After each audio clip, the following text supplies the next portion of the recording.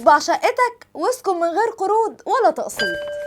اللي كنا بنقول عليه خيال علمي بقى حاجة عادية جدا، والناس بتعملها عادي كأنها بتشرب كوباية شاي بلبن على الصبح. السكن من أهم 3 حاجات ضرورية الإنسان ما يقدرش يعيش من غيرهم، زي الأكل والشرب. وعلشان كده المهندسين فكروا في اختراع بيوت جديدة بس بتقنيات مختلفة شوية عن البيوت الخرسانية زي اللي احنا عايشين فيها دي ومتعودين عليها، وتبقى أسهل في التنفيذ وأسرع وأرخص من البناء التقليدي. في أكتر من مليار شخص في العالم ما يملكش بيت، وممكن يكون بيأجر أو حتى مش قادر يأجر، ودي الإحصائيات الرسمية. وعادة الأرقام الغير رسمية بتبقى أكتر بكتير. وعشان كده العالم فكر في استخدام الطابعة ثلاثية الأبعاد في بناء البيوت، وابتدى يظهر مفهوم الطباعة ثلاثية الأبعاد في تمانينيات القرن الماضي. ودي كانت فكرة لمهندس أمريكي اسمه تشاك هال، وقدم أول تقنية بتحقق هدف الطباعة ثلاثية الأبعاد. وكانت فكرته عن البناء إن الأدوار هتكون مترتبة فوق بعضها، يعني بتتصنع الأول وبعدين بيمسكوها يركبوها فوق بعض، مش بيتبني من تحت لفوق زي ما احنا عارفين. ومن المميزات اللي قدمها المهندس الأمريكي للطباعة ثلاثية الأبعاد، ودي كانت من أهم الحاجات اللي اهتم بيها، اولا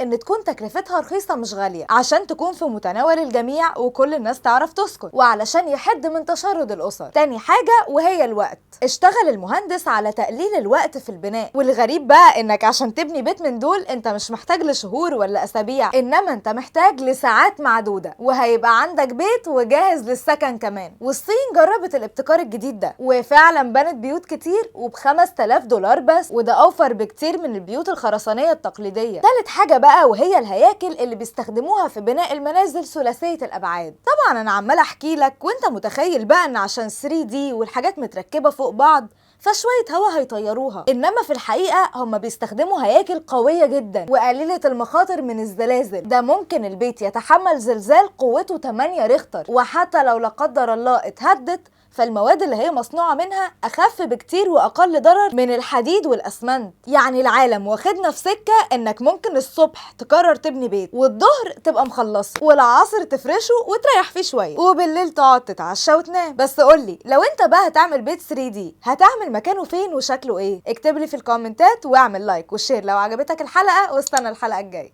هو الرعد بيطير؟ الرعد بيتسمع في الودان، مش بيقولك سمعت الرعد في ودانك؟ شايفين انا قاعدة مع مين؟